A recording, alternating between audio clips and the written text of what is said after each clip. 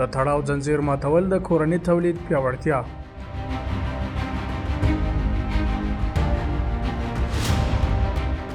صنعت د هیوادونو په اقتصادي وده کې مهم رول لري. افغانستان هم د طبیعي سرچینو او بشري ځواک له پلوه په دې برخه کې لوړ ظرفیت لري.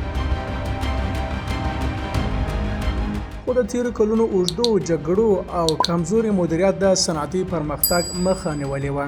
په هغو کلونو کې چې د افغانستان اقتصاد د جګړو، بې ثباتۍ او پر وارداتو د سختې تکیې تر فشار لاندې و، لږ خلکو دا تصور کولی سو چې یوه ورځ به ملي اقتصاد د کورني تولید او ځان بسیاینې پر لور واوړي.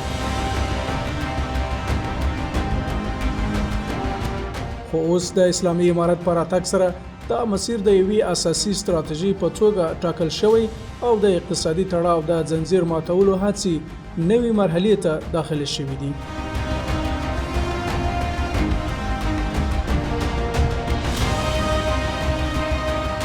په تیر کې د افغانستان اقتصاد داسې جوړ شوی و چې د خلکو ډېری اساسي اړتیاوې له خوراکي توکو نیولې تر لومړني او صنعتي موادو پورې له بهر څخه پوره کېدي. دا حالت نه یوازې د اسعارو د دوامداره وتلو سبب کېده، بلکې کورني تولیدونکي هم کمزوري کړي وو. اسلامي امارت د کورنیو صنایعو په ملاتړ د پانګوالو لپاره د اسانتیاو برابرولو، له اداري فساد سره د مبارزې، د هغو وارداتي توکو پر تعرفو لوړوالی چې کورني بدلونه ورته لري، او د سراسري امنیت د ټینګښت له لارې د کورني تولید د ودې زمینه برابره کړې ده.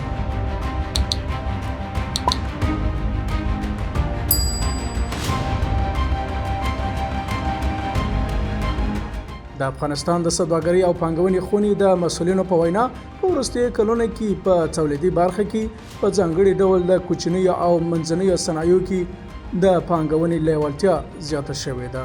د دې بدلون یو څرګنده نښه د تولیدي فابریکو زیاتوالی دی. له خوراکي توکو او مشروباتو څخه نیولې تر ساختماني، نساجي، پروسس او بسته‌بندۍ پورې نوې فابریکې جوړې شوي یا پخوانۍ بیرته فعالې شوي دي. دا بهیر نه یوازې د کورني تولید د زیاتوالي سبب شوی، بلکې زرګونه کاري فرصتونه یې هم د ځوانانو لپاره برابر کړي دي. له بلې خوا اسلامي امارت د کورني سرچینو پر کارولو ټینګار کړی او هڅه یې کړې چې د تولید کړۍ په هیواد کې دننه پراخه کړي. دا تګلاره د دې لامل شوی چې پر وارداتو تکیه په تدریجي ډول کمه شي.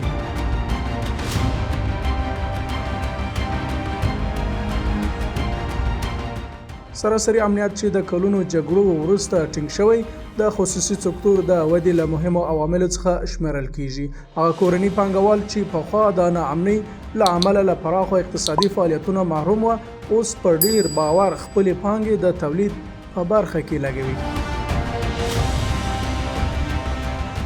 همدارنګه د بیرویه وارداتو د کمولو او د کورنیو تولیداتو د ملاتړ لپاره د تعرفو او کنټرولي سیاستونو پلي کول هم مهم ګامونه دي.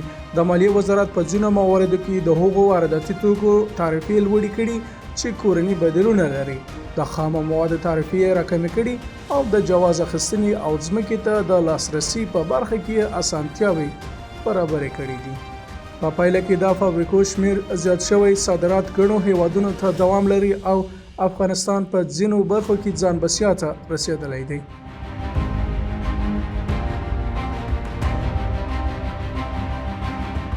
په ټولیز ډول هغه څه چې نن په افغانستان کې روان دي یوازې یو اقتصادي بدلون نه دی، بلکې د ملي اقتصاد په اړه یو بنسټیز تحول دی.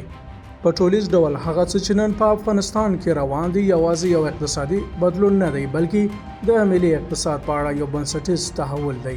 د تړاو زنجیر ماتول او د کورني تولید پر لور حرکت نه یوازې اقتصادي اړتیا ده، بلکې یو ملي لومړیتوب هم بلل کېږي.